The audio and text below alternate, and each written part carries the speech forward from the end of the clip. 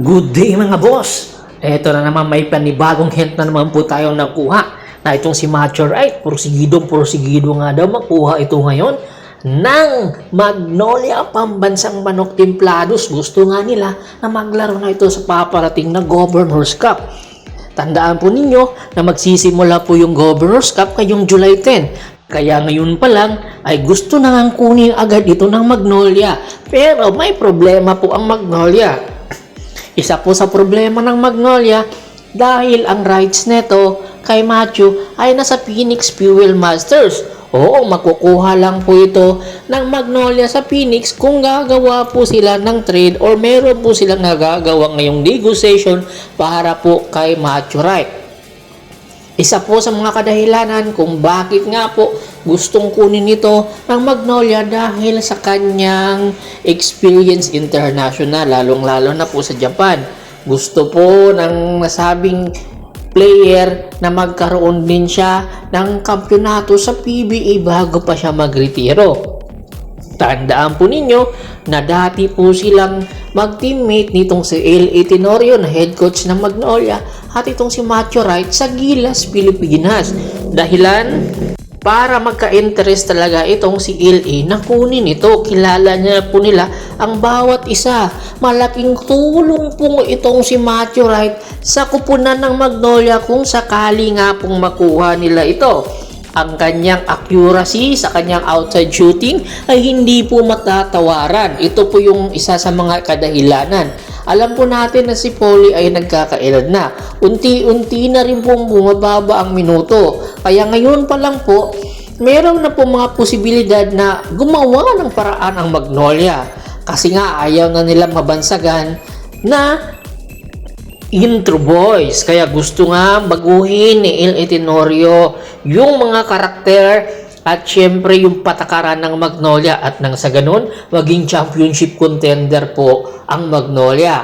Pero alam po natin na mahihirapan po kung sakali nga pong kunin ito ng Magnolia. Sino naman po ang posibleng ibigay ng Magnolia papunta sa Phoenix? Siyempre, hindi po papayag ang Phoenix na basta-basta lang magbigay ng mga pipitsuging player. Isa po sa mga ayon mismo sa report, isa po sa pinopropose ng Magnolia na magbigay sila ng first round pick ngayong paparating na PBA annual rookie draft. Para nang sa ganun, ay makakuha po or makuha nila itong si Macho Right. Kaya aabangan po natin yan. Lipat naman po tayo sa Tropang Giga. Nasa finals po ngayon ng Tropang Giga kontra sa Barangay Ginebra. Pero alam nyo ba na ang Tropang Giga nandito na po ang kanilang import sa paparating na Commissioner's Governor's Cup. At eto nga ay si Darius Days. Naka-standby na po sila ngayon. Kung nanonood po kayo ng finals ngayon between Ginebra at Tropang Giga, nasa likod po siya ng bench ng Tropang Giga.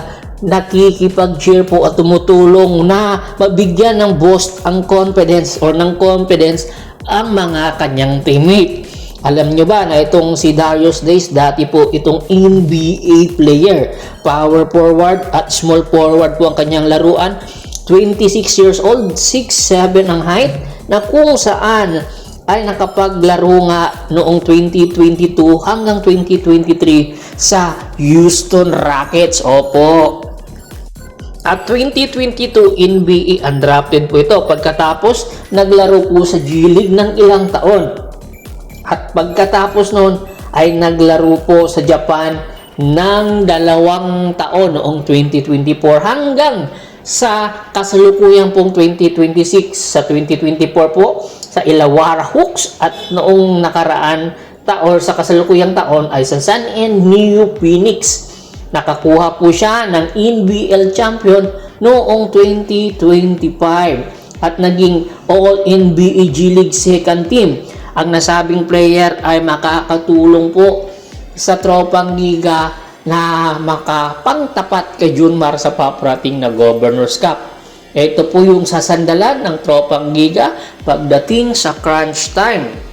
At kanyang experience international ay dito makikita po natin na kayang-kaya niya tapatan si Junmar. Alam natin na yung pinakamalaking player ngayon sa PBA pagdating sa paparating na Governor's Cup ay si Junmar Fajardo, at ito yung pinaghahandaan ngayon ng mga bawat koponan na naglalaro sa PBA. Tingnan nyo ba?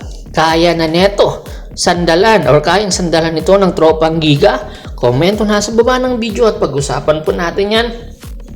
Once again, this is Percival Monteron at your service. Don't forget to subscribe my sports channel at don't forget to click the notification bell button para nga maging updated palagi sa kwentuhan.